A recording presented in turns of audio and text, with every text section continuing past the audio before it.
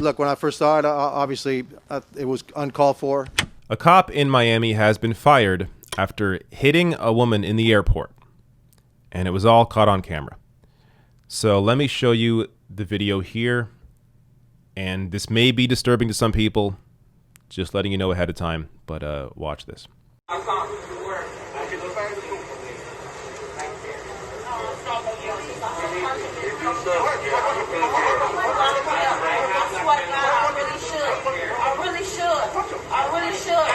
You acting like that you black. You acting like you white when you really black. Don't walk on bullying for real. And what you want to do?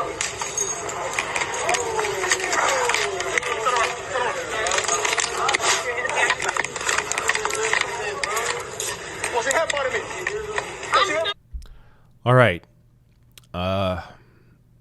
That's hard to watch. Clearly, you saw the altercation there. So I will give you more context. In fact, it may say it here. So this is from Billy Corbin. Update: Paris Anderson, that's the woman who was hit, who's 21, threatened and cursed at employees who wouldn't let her board American Airlines flight to Chicago. Officer Anthony Rodriguez wrote she violated his personal space, bumped him with her body, and struck him on the chin with her head. That did not happen. It's possible her head may have grazed his face mask, but he was not struck on the chin. This giving you another example of how police lie, and that you just can't simply take their reports as fact, because they're always going to write it from a perspective of them defending themselves, of them writing a story that puts them in a good light. Now, that isn't to say, look, I don't think it's good to be cursing at employees, obviously. I mean, the amount of, yes, a lot of airlines suck. We know that. Flying sucks in general. But it's often not the employees behind the desk. It's not their fault. So to berate them and yell at them and threaten them, it doesn't do anything. But as the cop dealing with this situation, you don't hit this person who is not initiating any violence with you, isn't hitting you, isn't doing anything to you. The officer is the one that initiated the violence. And this is often what happens, and this is often how they write it. If they're just casually grazed on the arm, they'll say, he or she struck first, and that's why we had to fight back. When that's not at all, obviously, what happened.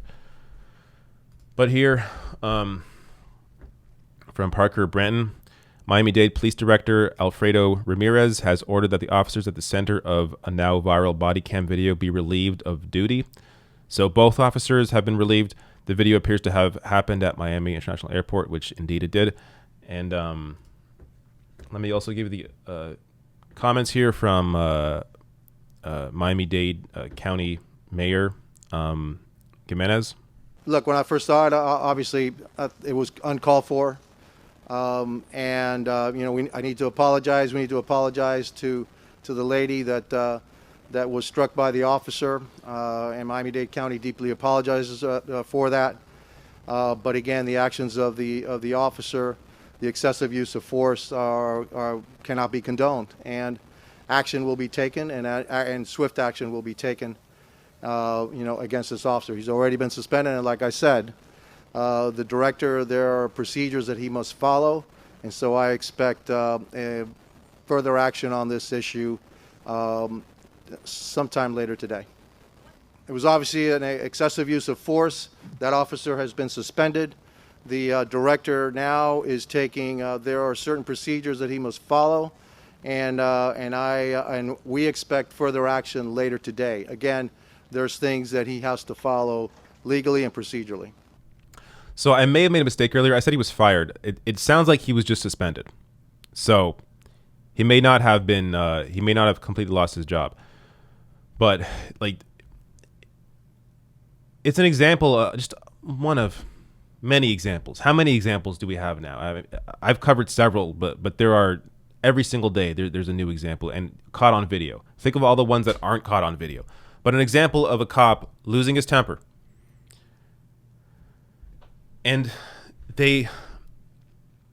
they feel that they can do this because they get away with it. In most cases, they get away with it. In most cases, there isn't a video. In most cases, they go by the police report. So it's the cop's word against the victim's word. And who are they going to go with? They're going to go with what the cop said. Because the cop, in their eyes, is trustworthy. We can trust him. This person who was assaulted, well, who knows? It sounds like they hit the cop first. So we got to go with what the cop says. There's no other evidence. So by default, they go with what the cop says. But we see over and over again how often the police are untruthful. And this is why it's important. I mean, I was going to say, this is why it's important that good cops speak out. But when good cops speak out, they get fired. So it goes back to police culture. It goes back to the real inability to change police culture, which is why a lot of their responsibilities, I think, should be divided up among several different departments that aren't, in contact, aren't working together. Because when you have this one-size-fits-all police force that has as much power as these police forces, these police unions have, and you see the amount of money poured into their budgets compared to housing, healthcare, infrastructure, other areas, I mean, it shows you how much power they have as an organization.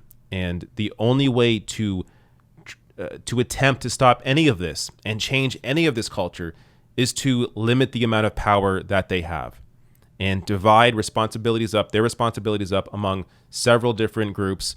Be it, for one example, mental health calls should go to a mental health professionals that deal with that. So you take that approach to other areas as well when it comes to the police. Yes, there's always going to be, a need to have first responders to very dire situations. But there's a way to handle all of this that is not that doesn't just send every single call to this one-size-fits-all force that has way too much power and has this very toxic culture that allows this kind of abuse to go on.